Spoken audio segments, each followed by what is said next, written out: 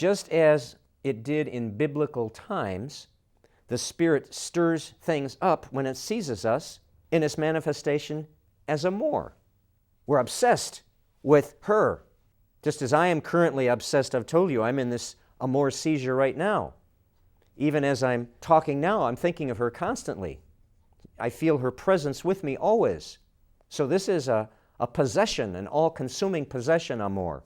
It undoes us in a good way, but it certainly undoes that previous status quo existence. And there's that wonderful song that Elvis did in the 50s. I'm all shook up by that mighty manifestation of the Spirit, the most powerful form of love, amor.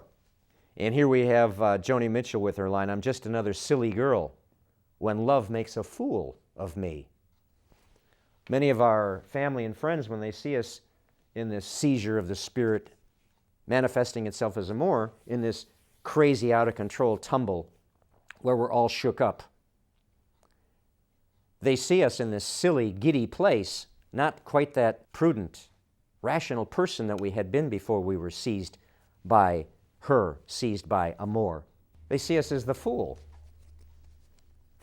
throwing away all the rewards that came to us through that incremental status quo that we are on. Now we're in this crazy, out-of-control, wild tumble, even though they're calling us a silly girl or calling us an old fool.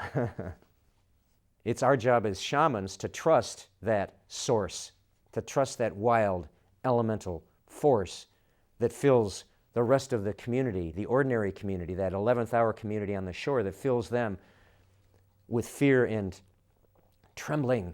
Wise men say only fools rush in, but then the song goes on to say, but I can't help falling in love with you. Amor is an irresistible force. Just as the Spirit was an irresistible force when it came that dramatically on the mountaintop, Moses didn't have a choice whether he was going to go up that mountain. God was giving an irresistible, irrefutable command.